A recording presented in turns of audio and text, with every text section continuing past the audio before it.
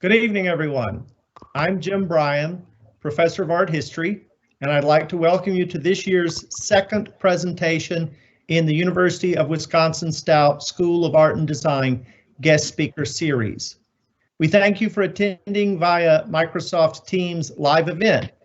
If you have questions for our speaker, please type them up in the Q&A function in the upper right of your screen by clicking on the icon that looks like a comic book speech bubble with a question mark in it.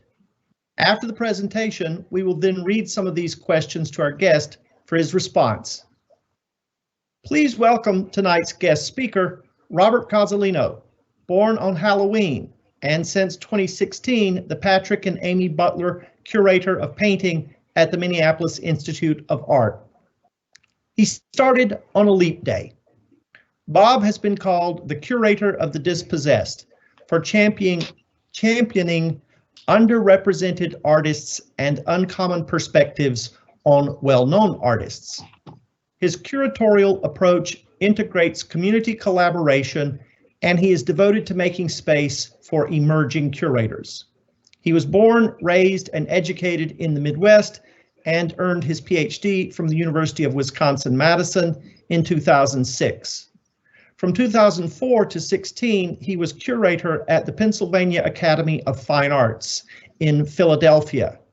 There, he curated over 30 exhibitions and added more than 2,000 objects to the collection, including the Linda Lee Alter collection of art by women and major gifts of work by Sue Coe, Ellen Lanyon, and Miriam Shapiro. Please welcome Robert Cozzolino. Thank you, James. I'm very happy to be here. Thanks for having me, and thank you, Ellie, in advance for working the slides. You're welcome. Before I start, I wanted to take a moment to acknowledge that all of us in attendance occupy native land, and I am speaking to you from what we now call Minneapolis, which is Dakota land. This is the ancestral home of Dakota, Ojibwe, and Ho-Chunk people who were forcibly exiled from their land because of aggressive, persistent settler colonialism. I make this acknowledgement to honor the Dakota people, ancestors and descendants, and the land itself, and I encourage attendees to take a moment to honor the histories and peoples of the region you are viewing from.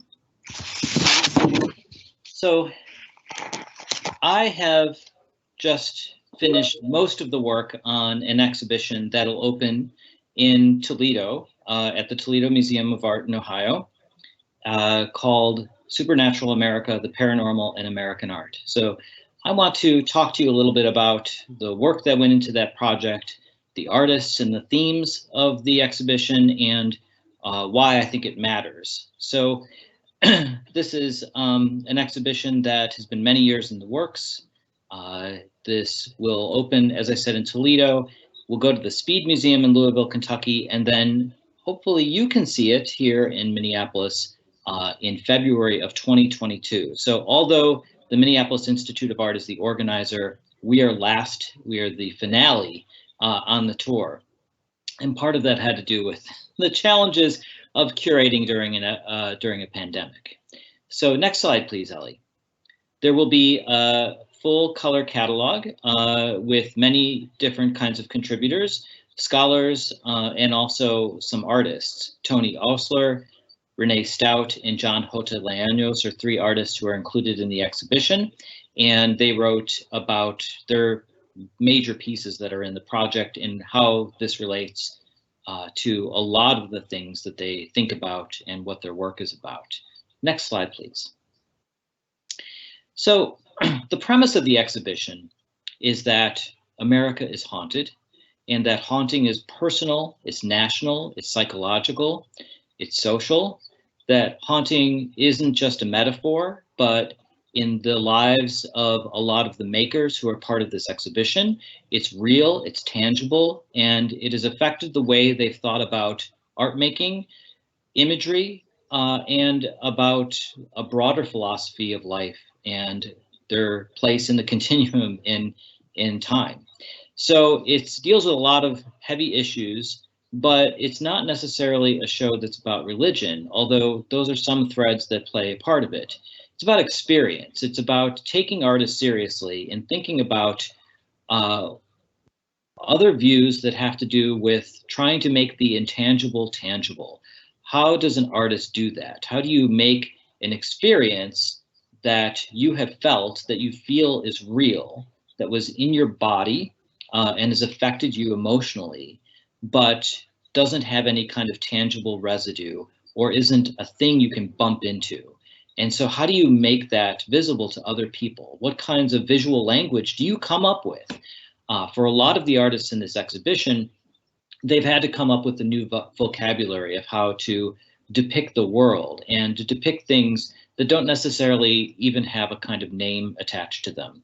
So it ranges from spirit photographs like the one on the left, which purports to show a live sitter who came for his portrait sitting at a Boston studio in the 1890s, where spirits are showing up around him. And also in this case, spirit writing is what you see and arrayed in a kind of arch around him, which I'll talk about. I'll talk about spirit writing and automatic writing later. In the center, a Dorothea Tanning painting from 1946 called Guardian Angels. And on the right, a sculpture by Alison Saar called Cotton Demon. So it touches on a deeper history and also includes a number of contemporary artists. Next slide, please. And the scope of the show includes things like this barely 1 inch high brooch that is painted. It's an ivory, a little painting on ivory that also includes hair clipped from a woman who had died, a young woman. And so you see there the overall image and then a detail.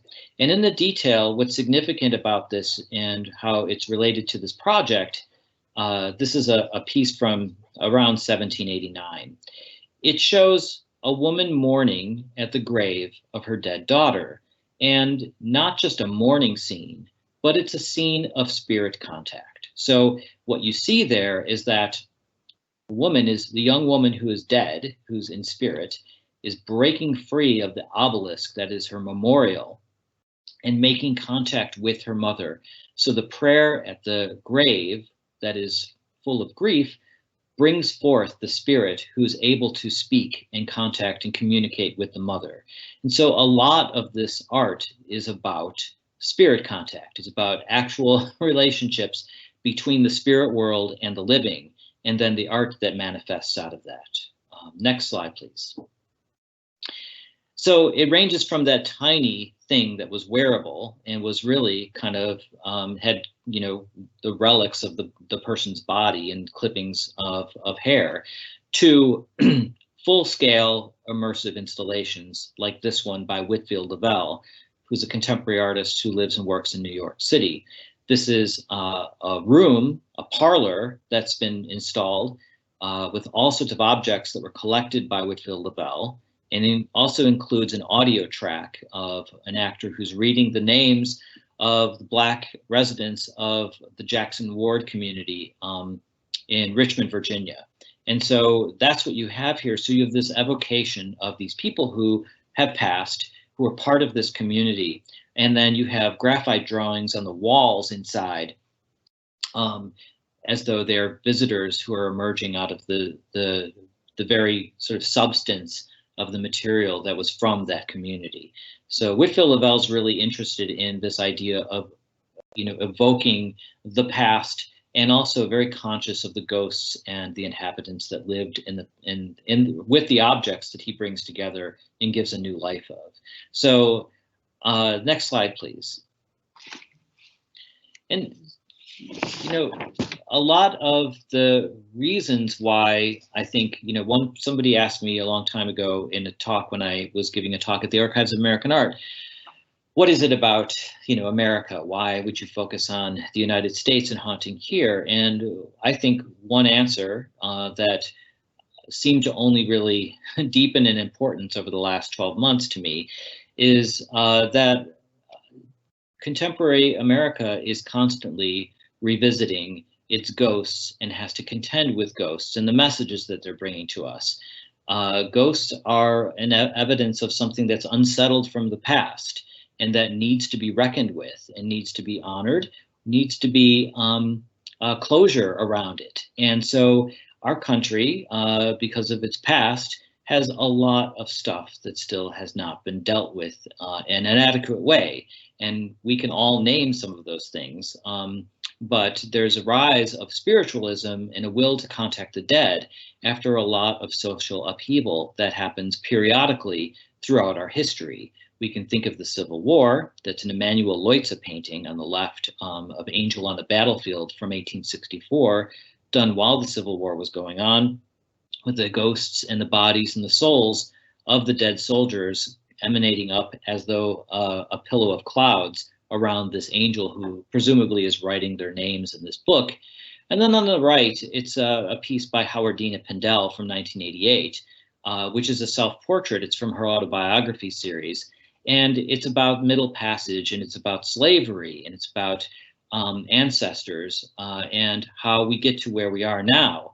And so it has floating in this sort of watery pool underneath Howardina's body, the images of people who came before her and what she owes them to her survival.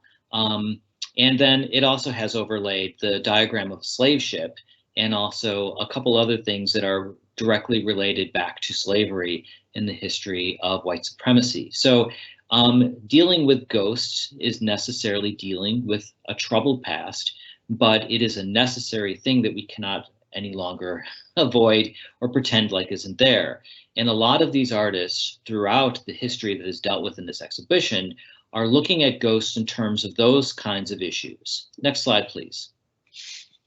So some of the themes of the exhibition, one is America as a haunted place, which is precisely some of what I just was talking about. It includes things like works of art that have to do with this kind of reckoning of history and the ghosts that are turned up in violent aspects of our past, but it also is personal as well. A landscape that's populated with our ancestors and with ghosts of folks that have left the world before us. So on the left, you have a Charles Alston painting from 1936 called Midnight Vigil, and that shows a deathbed scene. It's not really clear whether the person who is on that bed is dead yet, but there's this sense of a passage, transition from one sort of phase to another. People are singing and they're celebrating, but they're also grieving at the same time. And then the shadows that Alston has made cast on the walls seem to align with an ancestor portrait and also seem to indicate the sense of a soul leaving the body and moving to another plane of existence.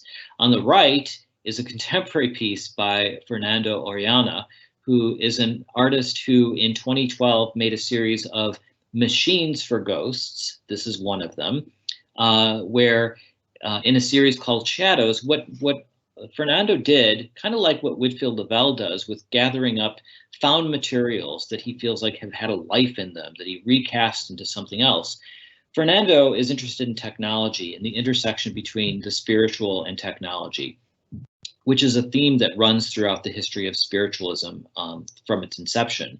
But in Fernando's hands, what he has here is a group of vials containing materials that were all sorts of elements that have to do with the periodic table, but also other kinds of elements that this man who had died, Fernando found these at an estate sale, had collected and done experiments with.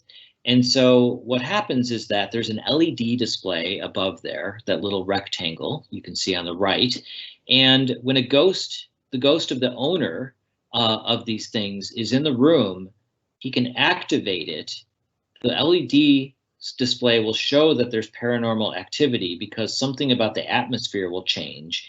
And then there's a little lever on the far left that's at an angle. What happens is that there's a match at the end of that.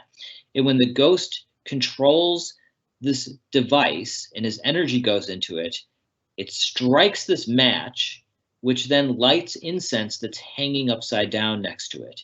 And so if you go on Fernando's website, you can actually see some of these things in motion. So that'll be in the exhibition. And then the kind of emanation of the scent of the kinds of things that this man was interested in experimenting with will fill the gallery space. Next slide, please.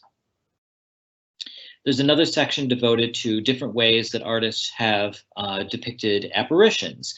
Many of these come from their own eyewitness testimony that they saw ghosts. On the left, Marvin Cohn, a painting called Anniversary, and then on the right, Morris Cantor's Haunted House from 1931, which is at the Art Institute of Chicago. And then next slide, please. This also manifests in other ways.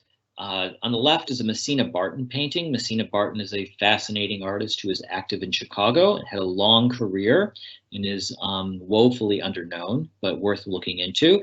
This is a portrait of her mother, and it's a portrait that is part of a series of aura portraits that Messina Barton did, where she purported to be able to sense the astral body, the intangible spiritual self that's inside of people, and read the color of that aura. And there's a whole system that people who are interested in this are able to use to talk about personality and past lives and all sorts of things. But Messina Barton is interested in showing this emanating in this brilliant green around her body, and then there's all sorts of other signs and symbols in the atmosphere around her, showing that it's charged with this woman's energy and spirit. And then on the right is a still from a Bill Viola video that's in the Minneapolis Institute of Arts collection called Three Women. And it was part of a series of pieces that Bill Viola was doing around 2008 that was inspired by working on an installation in Venice, which is actually a piece that's now at the Pennsylvania Academy where I used to work, called Ocean Without a Shore.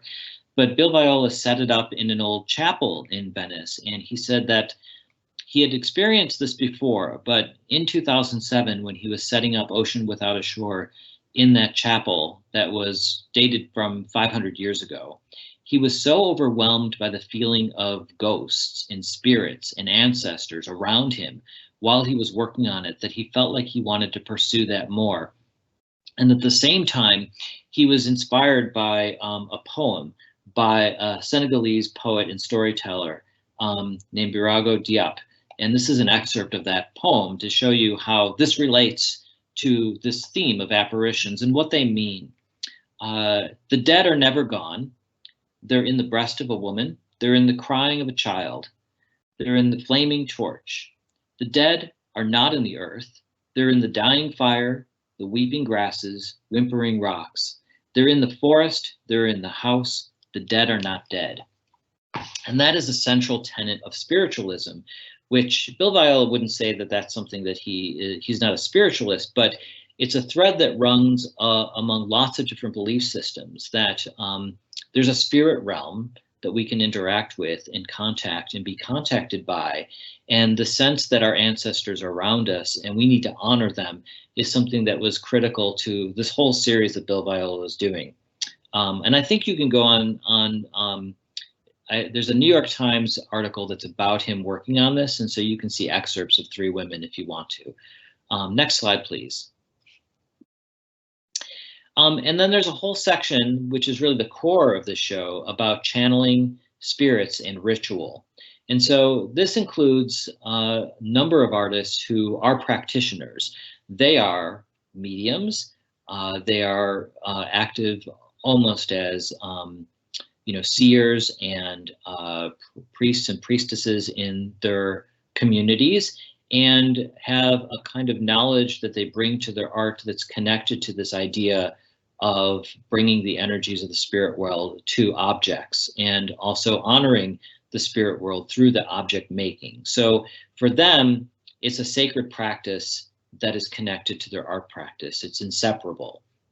And so you have works like this piece by Barbara Bullock, who is a Philadelphia-based artist on the left, a guardian spirit altar that was made after she had made trips to Africa and had studied African dance and what the the costuming means in dances and how that is a form of prayer and is an altar in itself, and was thinking about how to make objects that were in the same spirit.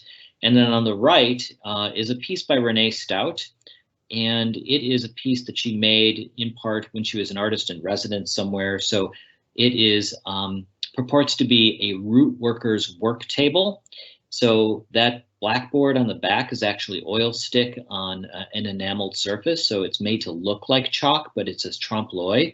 And it includes all sorts of spells and, well, not really spells. It's more like recipes for different kinds of things that it could affect the body. Some of it swaying people in love. So I guess there is a kind of spell making aspect to it.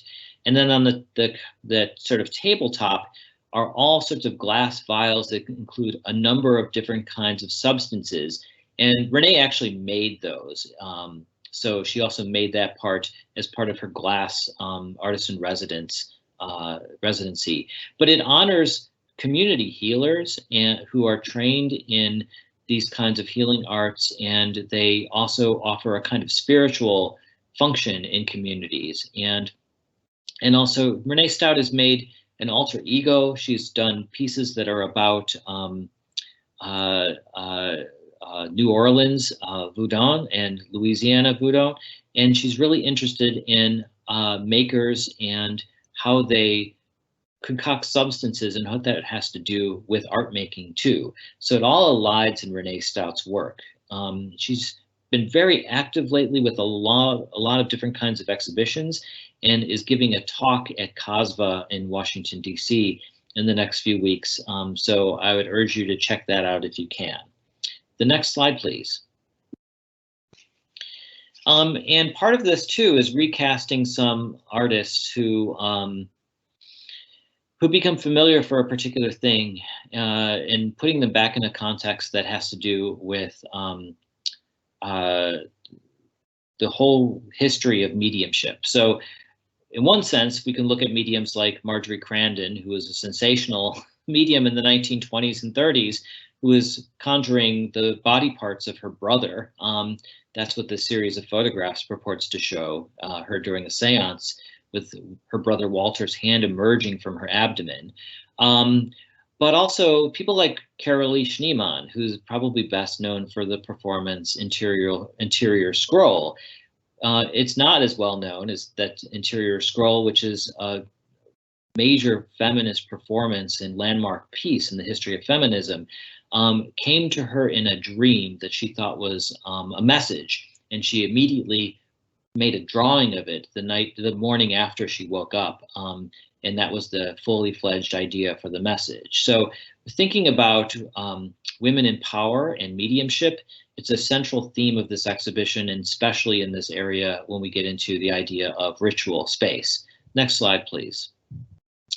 And the final section is on plural universes, and that's where we get into UFOs and parallel dimensions and interdimensional travel.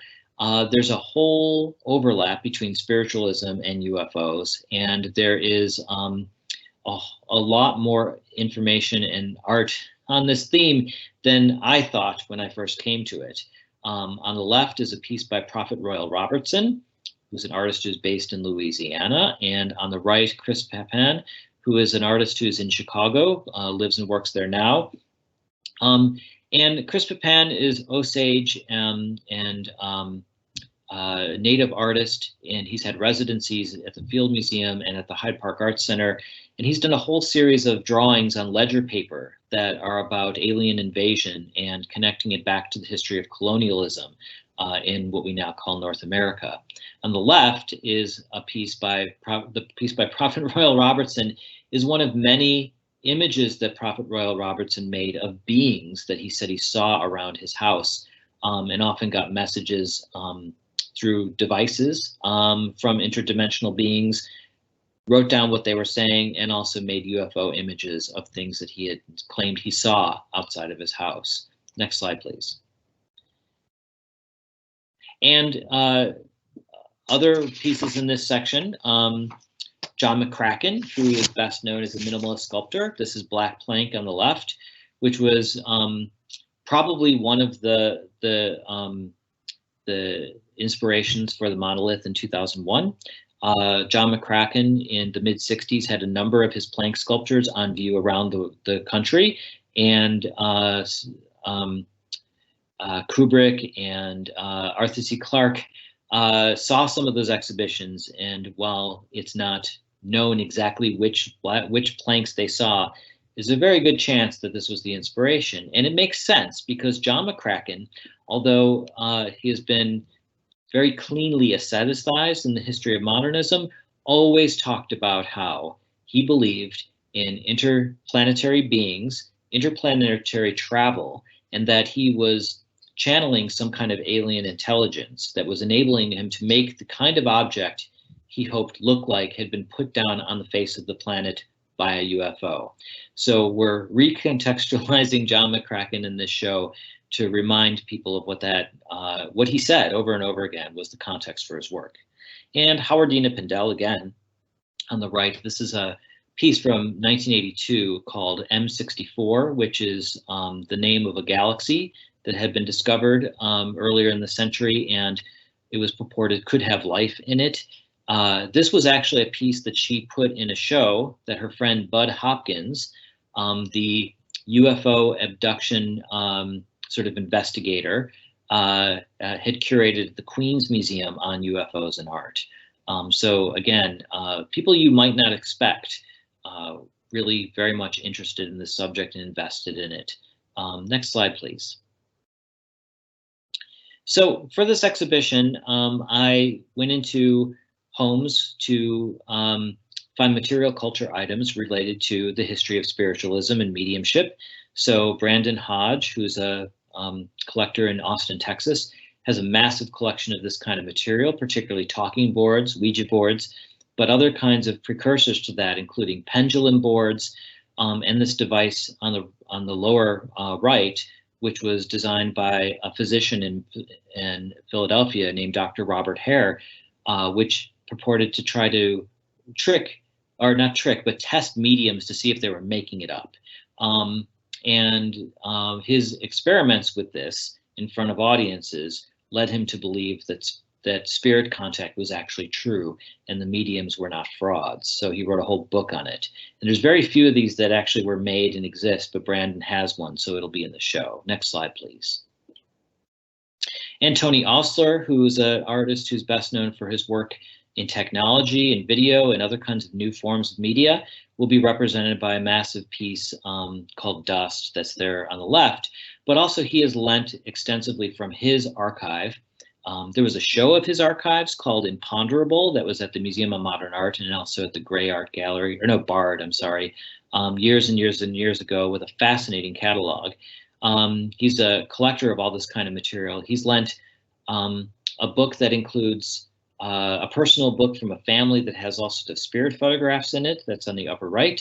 UFO photographs by George Adamski and from the 1950s. And then on the right, on the bottom, a hand-drawn copy of this thing called Spectrocopia, which had designs for original Phantasmagoria performances done in Philadelphia and in New York in the 18th and 19th centuries. Next slide, please. So the main issue here, I think, for art history is that a lot of these artists have been dismissed. Their ideas and where they're coming from has been not believed.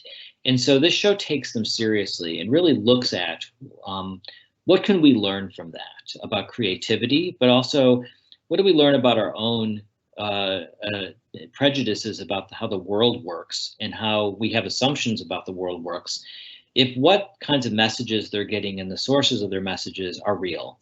So people like Ionel Talpazan, who made hundreds of drawings of UFO engineering specs that he said he was getting transmitted to him, is one of those. Next slide, please.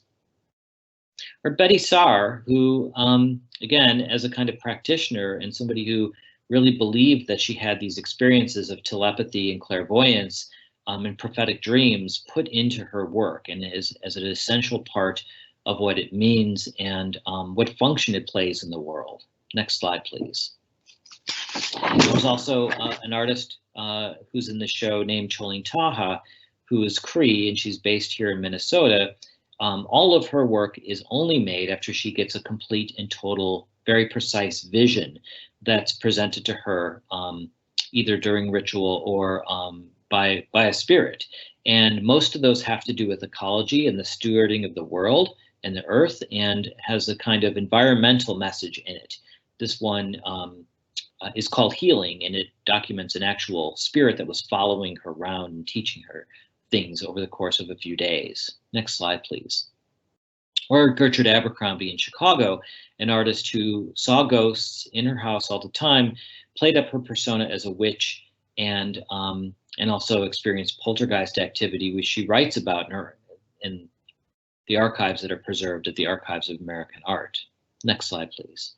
So this goes back deeply to people like William Sidney Mount, who went to see mediums who were speaking on the lecture circuit in trance. He documented that. Next slide, please. To this fascination in literature with the supernatural that is a long thread in American culture. This is John Kedor's painting of Ichabod Crane being chased by the headless horseman. Next slide, please. And I mentioned Phantasmagoria. This was a thrill show that people went to see that horrified and scared and delighted them at the same time. As a distraction in Philadelphia, at least at the beginning of the 19th century, from the yellow fever pandemic. It was an escape, but it was also technologically advanced and exciting. And it's really completely connected to forms of entertainment that we have with us now. Next slide, please. This is just to show that it was shown at Peale's lecture room at his museum. So connecting directly with an artist. Next slide, please. So, you know, when people went to see The Haunting of Hill House, that original movie in the 1950s, there were these scarometers that would have these skeletons jump over the movie audience while they were watching it. But we can think of things like Poltergeist or Stranger Things or the podcast Welcome to Night Vale. It's something that really seems to strike a chord with us. It's constantly in entertainment. In the news, you can probably think of examples that you've seen in the last few weeks in the mainstream news about either people harboring, like being locked down with a ghost during pandemic, or UFOs becoming some of those files being released by the government, all sorts of things. So it seems to never quite go away. Next slide, please. But one of the things that you know, I really wanted to do is trace, you know, what are some of the more serious aspects of this? So I think we don't quite have time to show John Hoteleanos' video, so I'm just going to mention that, you know, John has made this video based on Manifest Destiny by John Gast, an 1872 painting. Next slide, please, where he shows from an indigenous point of view how this figure, this allegorical figure of progress, who's pushing away indigenous people and wildlife, is really kind of has a sinister doppelganger. That's the angel of death, an exterminating angel that's polluted the land and has destroyed populations. And so investigating that also, you know, again, makes us contend with these serious issues. Next slide, please.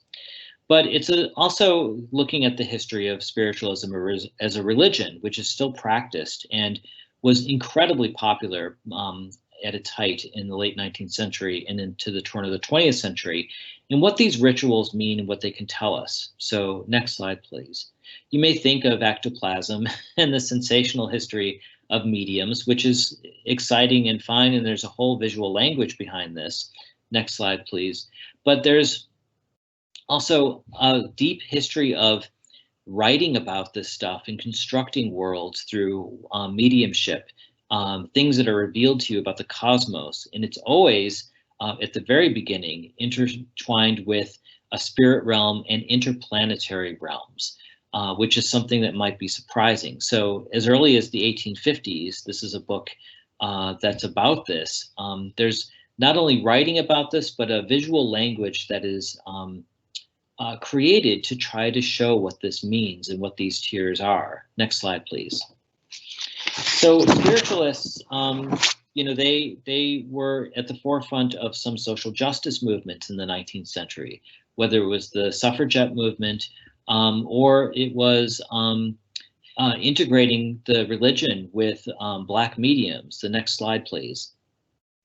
Black mediums were advertising and showing up at conventions really early in the history and had as much authority as their white counterparts in spiritualism in certain places.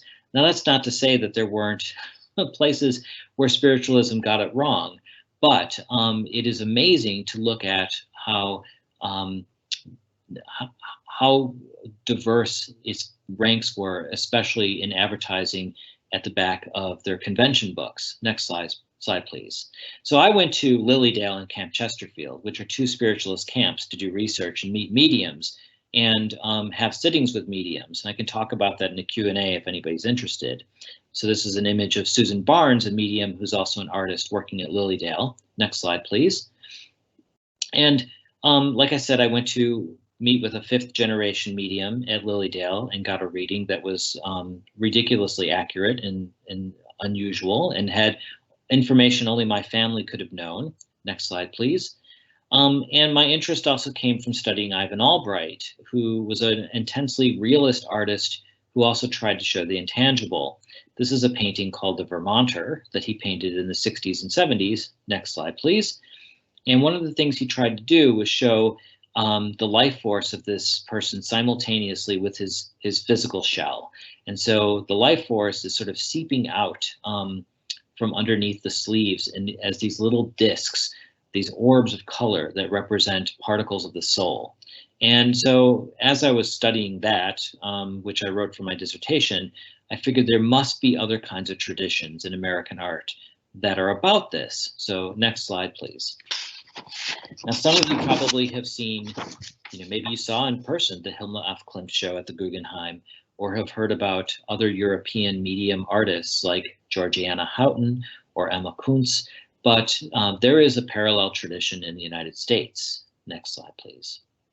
It doesn't look like that necessarily, though. It looks like this. This is a drawing by a married pair of artists, Willa and Pet Anderson, who in the 1860s and 70s channeled spirits of ancient people and made super precise drawings of them while they were in trance states. So that's the earliest that I know of in the United States. Next slide, please. But then there's lots of these artists who are not known at all to art history. The Andersons showed in exhibits in San Francisco in the 1970s, but who are only active at spiritualist camps, like Lizzie Connor, who wasn't trained as an artist, but started to make trance drawings of spirits who are being contacted in seances, like this one. Next slide, please. Or the Bang sisters, who were mediums who specialized in a kind of art making called precipitated spirit paintings, which are done without the intervention of a human hand. So the next slide shows one of these paintings, which will probably give some of you nightmares. Next slide, please. So this is a painting that there's lots of testimonials in newspapers about this and in literature of people watching this be done. So the Bang sisters did not touch this, according to eyewitnesses. What happened is they put a blank canvas in a box, and they then asked the spirits to come of the people who are dead, who are in spirit, and impress their image by precipitating pigment, almost like an atmospheric effect on the surface of the canvas. And when it was done, you would have a resulting portrait of the dead person. And so with this guy here, Dr. Doherty, came to have a sitting with the Bang sisters. They did his portrait, and then the spirit emerged of his dead wife. That's her on the right. And the dead wife said to the mediums, "Why can't our daughters come too? Or why can't the twins come," is what they should said. And so then the twins, who apparently were dead too, precipitated onto the canvas. So you have all of these accounts of this happening over and over again. with the Bang sisters. And this will be in the exhibition, so you can come and examine it. Next slide, please. There were artists who had these seance circles, mostly women, who were getting messages from the dead that were in the form of sermons and teaching that they gathered together. There's one in Madison, Wisconsin, and their papers are all at the Morris Pratt Institute in Milwaukee. You know, seance sitting after seance sitting with messages mostly about peace and unity, and then some other esoteric things that it's hard to decipher what the messages really are. But then some of these people actually did automatic drawings at these sessions, and Helen Butler Wells was one of them. That's her on the left. And this is an example of the kind of automatic drawing she was doing in the teens and the 20s at these seance sittings. Next slide, please. Most of them have these embedded faces and bodies and sometimes bats. And then entangled in there is often a message, and sometimes it merely is the name of the spirit who's making themselves known, wants their name intertwined with Helen Butler Wells's drawing. Next slide, please. Two other members of the circle that Helen Butler Wells presided over, Emily Talmadge on the left, and then Norma Oliver, did more abstract work. Emily Talmadge's work were in these mandala forms, and they were supposed to be healing meditative images that had a power to somehow hit your chakras.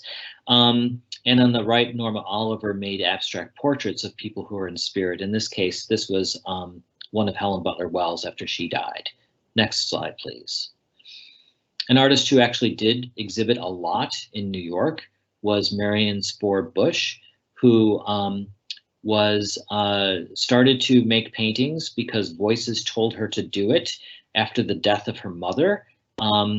During seances, she made contact with her mother and then started to make paintings. And the paintings, next slide please, are invariably paintings of these organic, strange birds and sort of idyllic settings. But then there are another form that they take, next slide please, are of these warnings about war that she did in the 1930s. So all throughout the 1930s, Marion Spohr Bush was getting messages from entities that were controlling her hands and making her paint. They guided her hands and stepped into her body, she said, and all of them are about a coming war. There was actually a whole bunch of automatic writing that she had transcribed from messages from the dead that warned of a war worse than the last one. And it's striking that these were published as early as the 1920s, and they all seem to describe the things that would happen in World War II very precisely. So that is a fascinating person to investigate who needs a lot more work done on her. There will be one painting, the next one, next slide please, that'll be in the exhibition. But she wrote an autobiography called They that was posthumously published because she never had a name for the spirits. She called them They because it was a chorus of spirits. Next slide please. I have a few more examples of these spirit artists that are presented for the first time in this exhibition. Clara Barnett is one of them. She was a healer and a spiritualist minister. She started a church in Detroit and then was active at these spiritualist camps. She was getting messages from a dead physician named Robert Jensen. Next slide, please. And Robert Jensen wanted to convey to her what actually happens behind the scenes in mediumship. He wanted to help demystify it and help people understand the reality of the spirit world. So there's this extraordinary series of watercolors that she did under his guidance that shows what happens. So this is automatic writing. So you have a spirit conveying the power and the image and the message into the body of the writer, and that goes through the arm and then goes through the hand. Next slide, please. Or transfiguration, which is when a medium has an entity enter their body, and then people looking on during the transformation can see the superimposition of this other personality on there. So that's another one that she did. There's a whole suite of over 12. Next slide, please. Or clairvoyance. So here's a medium who's able to speak and convey information to the people who are in this circle with them. And there's a chorus of spirits that are behind that person helping to convey that imagery. Next slide, please. Frances McVey. Frances Haynes McVey was an artist who was trained at the School of the Art Institute in Chicago, but then her career mostly took place at Camp Chesterfield in Indiana, where she made images in trance. That's a self-portrait on the left, and then a portrait of her in an amazing blouse on the right. Next slide, please. This is the kind of work she did. She did automatic paintings and automatic drawings. There's hundreds of drawings and sketches at Camp Chesterfield by this person. The painting and many of her paintings were done, she said, under the influence of the spirit of Edward Manet. So if you wanted to know what he was doing in the afterlife, he was helping Frances McVey make paintings. Next slide, please. Here's another example with a painted frame that actually the detail on here is pretty amazing. You'll have to see it when you see the show or get the catalog. In that sort of blue field, there's all these undulating, intertwined images of bodies and people and animals that are creeping up out of this kind of space. And then there's a person watching from the left side. And it seems to be an allegory of Frances McVey seeing these visions and then transcribing them. Next slide, please. There's a detail of that. And then next slide. There's a whole suite of drawings she did with the spirit of William Blake, the poet and artist. William Blake guided her hand in these automatic drawings. And one of the things that she did is this suite of charcoal drawings where there's one continuous line that she does, and then underneath it, if you can go to the next slide, please, there's automatic writing that's all connected. And what it purports to show, if you can go back one, please, Ali, what it purports to show in each one of these examples, these are called soul travel drawings, is the soul of somebody who has just died leaving the physical body, darting around and making its way to wherever it's going to go in the afterlife. And William Blake apparently took hold while Frances McVey was in these seance sessions in trance and took hold of her hand, and she drew the path and the motion of the soul from when it left the body to when it was done, and then writes exactly what that is underneath. So these are fascinating. I don't know of anything else like them, but there's about a dozen of them at Camp Chesterfield, and 6 of them will be in the exhibition. Next slide, please. And then the next one. And finally, I want to tell you about Agatha Wachuchowski, this lady here who's at work, at her work table. She was a medium and a spiritualist minister who went around to different churches and did sermons. She, again, not trained as an artist at all, but one day was compelled to get art supplies and start making work because the spirits were telling her to do so. And she made dozens and dozens of watercolors and charcoal drawings and paintings, always the same way, working from the lower left in bands up to the top, and always in trance. There's a video you can see that been digitized from a film that one of her students made of her working. That's on the American Folk Art Museum's website. So if you search for her in the collection search, you'll be able to see this film. And it talks about how she started and how she did it, and you can actually see her working. That's a still from it. But she worked with a spirit trumpet, which is what you see there on the left, which she put up to her ear in order to enable her to hear the spirits from the other realm making messages to her. And she also did automatic drawing and automatic writing. And some of this writing doesn't have any relationship to any known characters in any languages on Earth. And so there's page after page after page after page of this stuff. Next slide, please.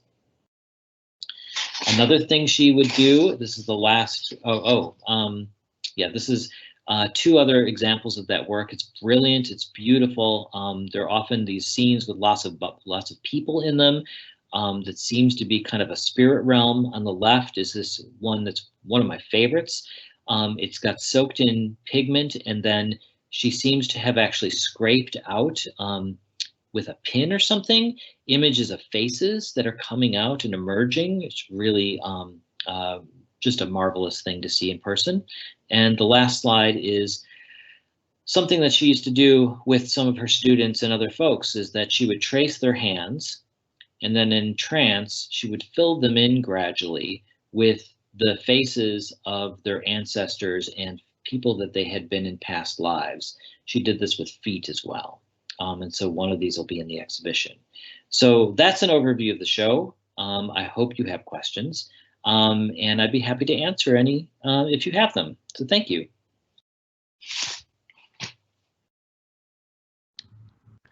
Ellie, am I going back on? Yes, I can. Yeah, just a couple of seconds and here we go. All right, thank you, Dr. Cozzolino. If anyone has any questions, they can post them in the Q&A section. So let me ask a few. You touched on this somewhat, but could you go a little more into what led you to this particular topic and how did the project get started? So all roads lead back to Ivan Albright, Jim. So Ivan Albright is the artist I did my dissertation on, but he was born in 1897 and died in 1983, and was an artist who was trained by his father, who studied with Thomas Eakins. And Ivan Albright was a twin, so his twin brother Melvin also made art, and they were inseparable. They enlisted in World War I and went overseas, and Ivan Albright, when physicians there at a base hospital learned that he could draw, they asked him to start drawing wounds in the fracture ward. And so he was drawing, for the duration of his time in France during World War I, all of the wounded coming in from the front. So he sat there and drew their wounds and listened to their stories. And, you know, that's often seen as the source of what people have defined as macabre content of his work. A lot of his work seems to be a meditation on decay.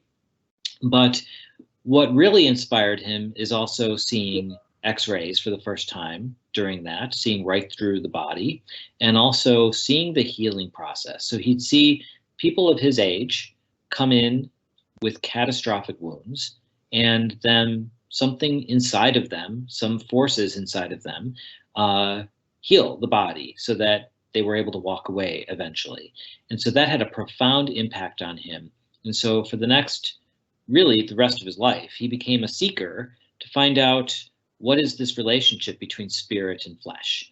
And so through looking at what he was looking at and thinking about what that all meant, that led me to investigate a really broad range years ago of spiritualism and theosophy and what artists were inspired by it.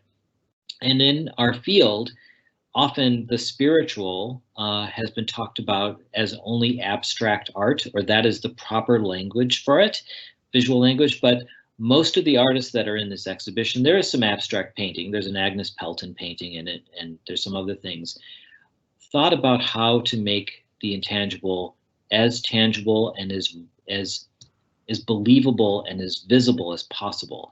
And so you have this interesting relationship in a lot of the work between making it manifest as clearly as possible so other people who may not believe or may want to know what you saw can see it as realistically as it possibly had presented it to them. And so that is definitely what Albright's mode was. And so I was interested in what other ways are people showing the intangible. So, you know, I've been thinking about this for a long time, and as I've done other projects, I've discovered more and more artists who were interested in this, or for whom it was an important part of their life. So anyway, so that's part of it. All right, thank you. We have a few more questions. I'll take. The next one would be, were the Surrealists interested in the automatic writing and drawing of the Spiritualists and mediums? What sort of connections is there with this art and Surrealism? So there's a direct relationship. In the early years of Surrealism, so the Surrealist Manifesto came out in 1922, Breton and the early, Andre Breton, the early members of the Surrealist group had either had direct experience with spiritualists, or they had seen the power of automatic writing and drawing during the war. So Andre Masson, one of the earliest artists who did automatic paintings and drawings, who was a founding member of the Surrealist Circle, and Andre Breton were both in France during World War I, working at base hospitals or were wounded. Breton was working at a base hospital where dynamic psychiatry was being experimented with on shell-shocked soldiers, and he saw the effect that automatic writing could have on drawing out their unconscious and their subconscious and help them heal and come to terms with what had happened. And the same was true for Andre Masson. He likened automatic writing and drawing to speaking with the dead. So right there was an immediate connection.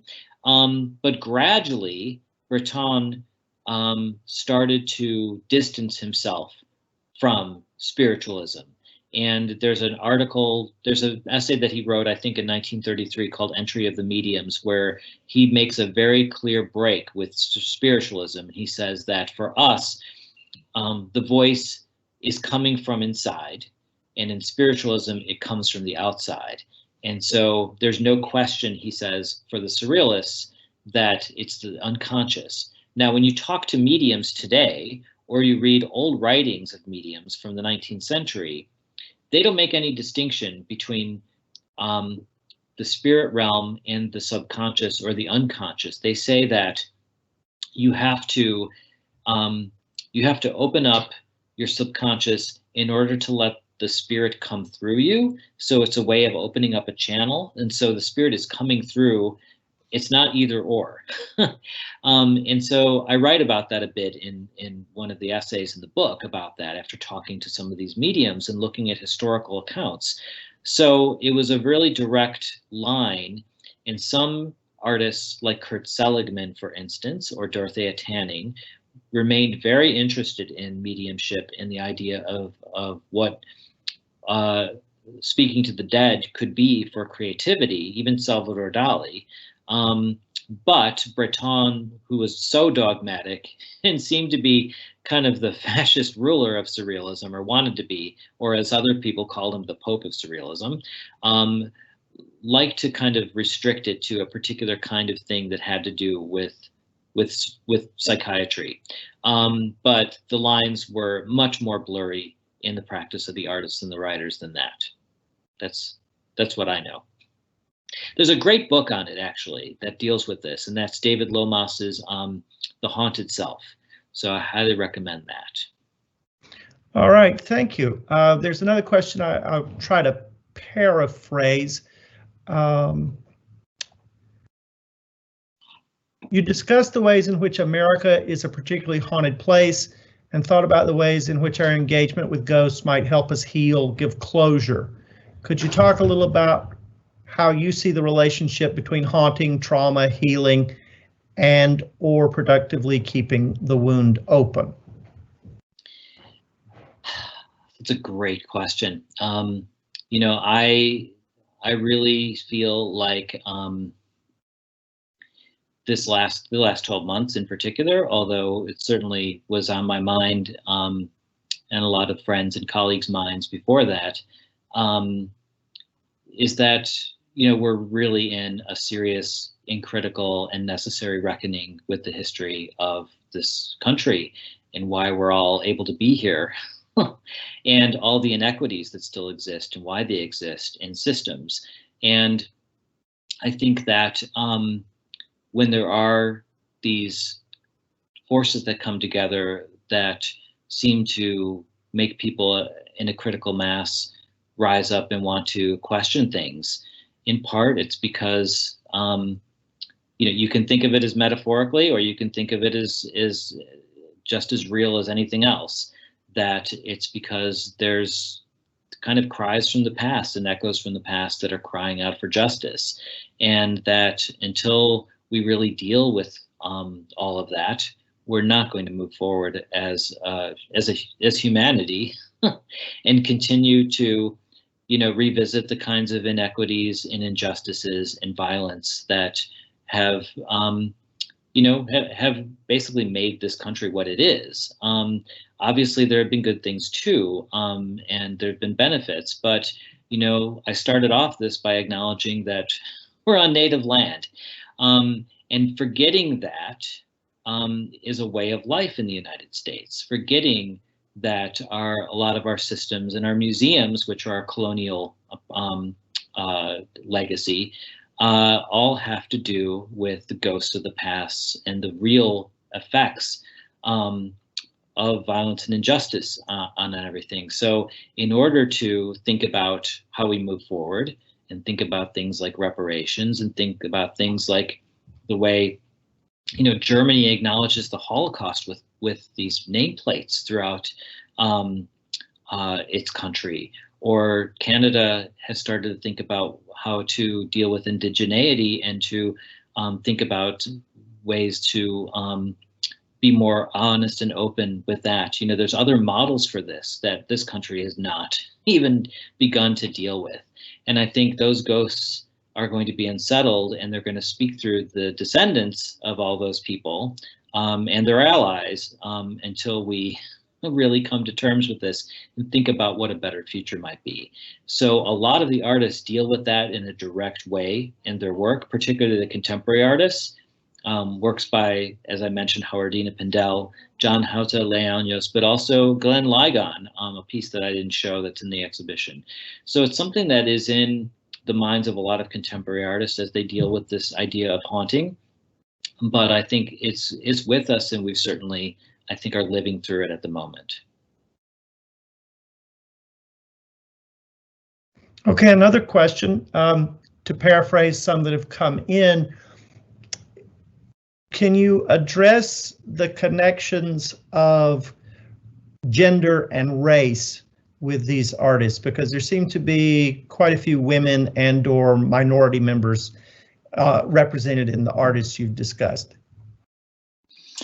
Well, in terms of women, one of the things that is important to know about spiritualism is that, well, it's just that, so I didn't really talk about the whole history of spiritualism because there's a whole sort of, it's a broader sort of topic, and it's just a smaller component within the exhibition. But spiritualism starts in 1848 after these sisters in Hydesville, New York, say they hear rapping in their house and can communicate with the ghost or the spirit they say is communicating them through knocks.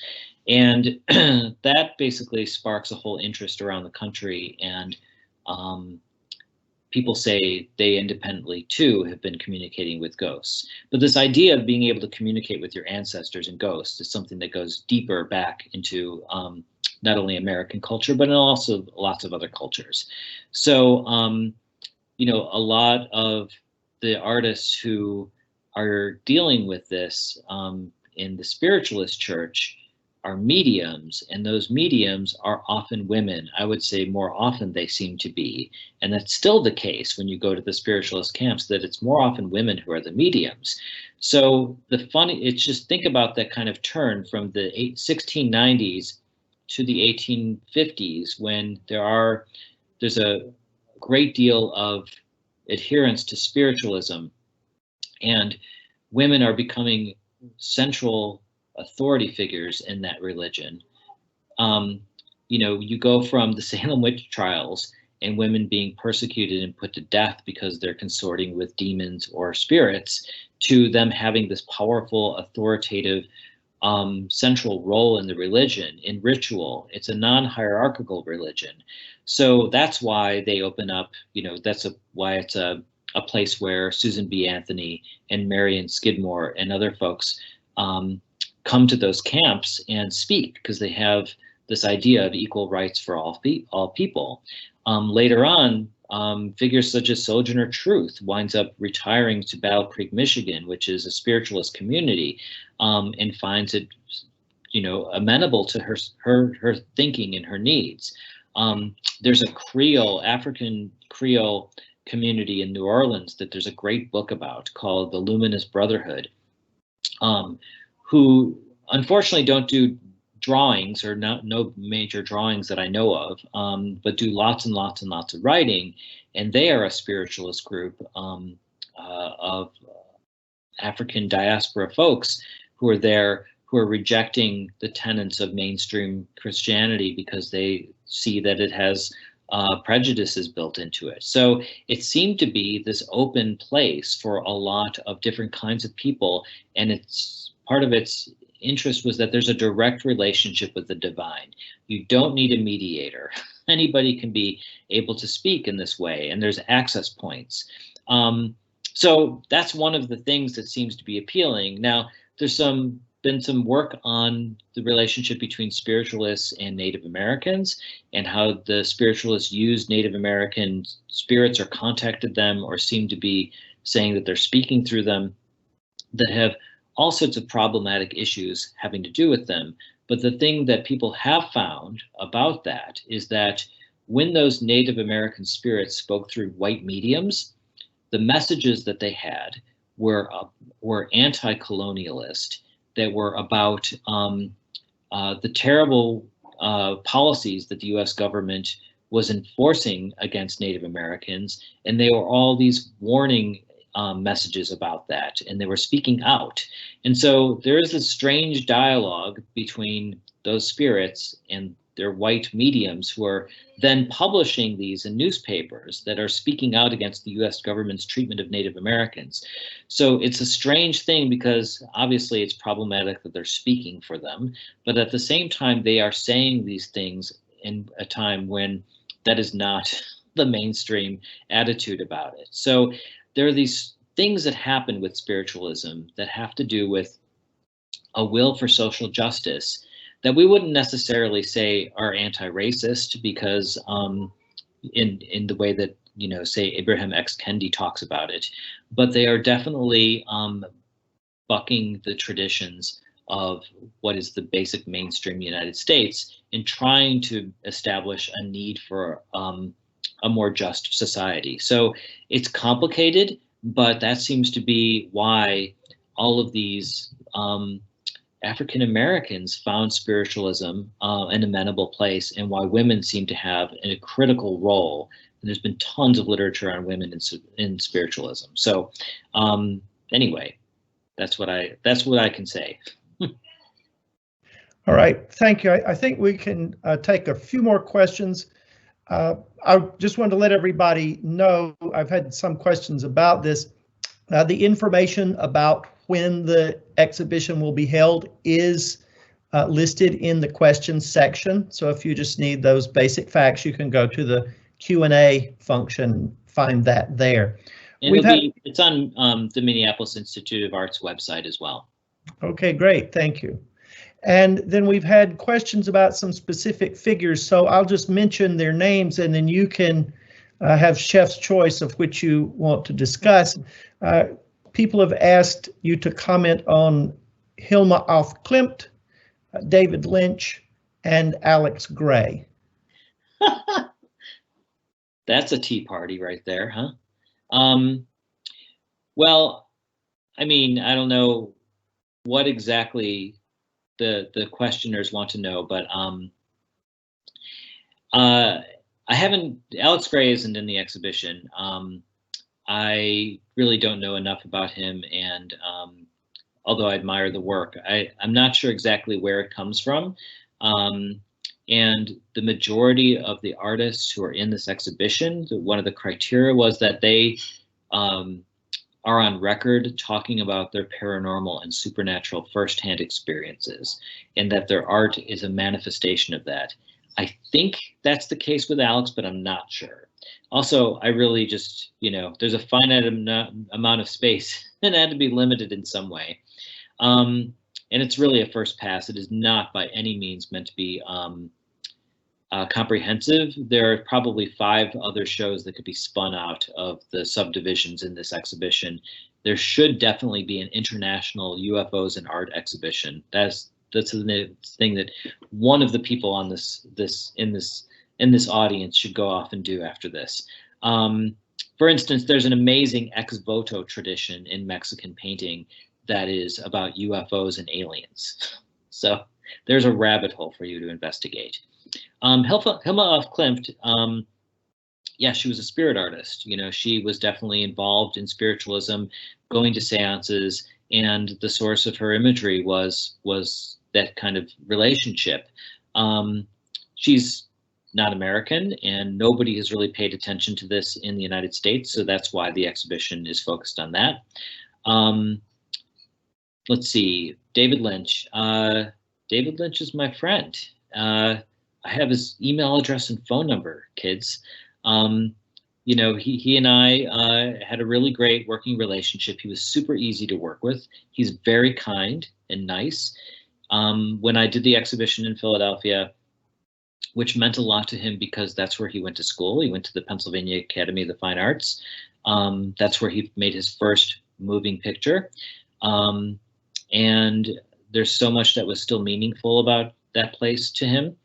When we had the show, and we would be moving him in between venues or whatever, because he agreed to speak at several different places that week. So there were a lot of public events.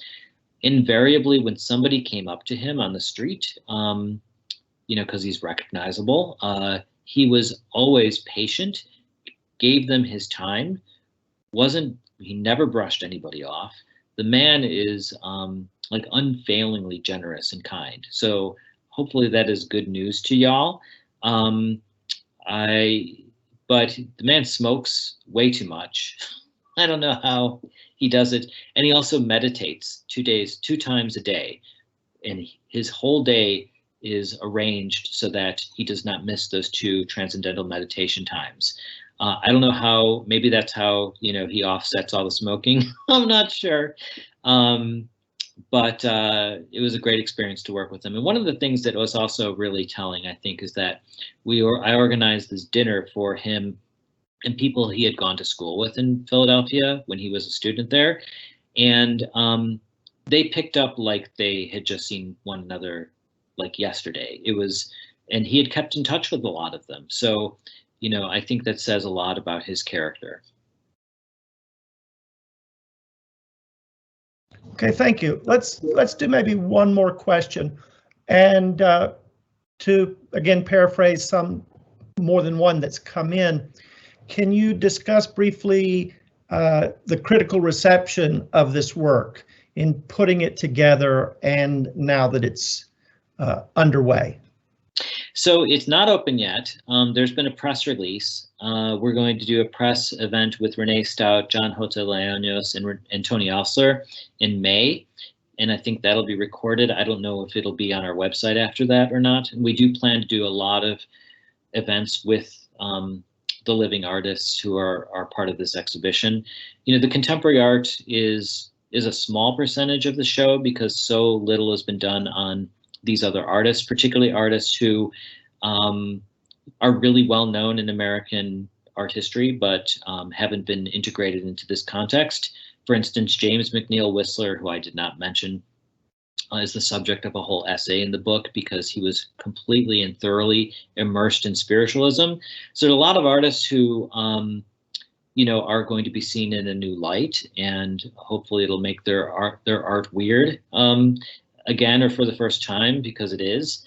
There's a lot more to say about Whistler, but I'm not going to go into it. So I don't know. I mean, I'm eager to see what people think of it because I think that it is perpetually topical, and there's a lot of surprising stuff in the exhibition. What's sort of dearest to my heart are these spirit artists who, in most cases, have never been shown in an exhibition at a museum before, and who will be discoveries to people. I'm hoping that people love them and want to know more.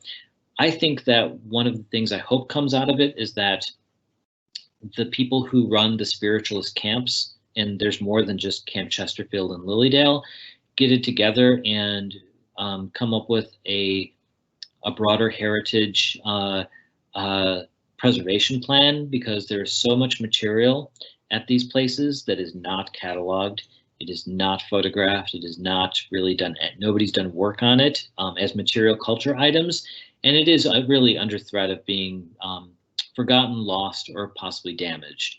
So I hope that this helps draw attention to that, and that maybe they write IMLS grants or get people to help them.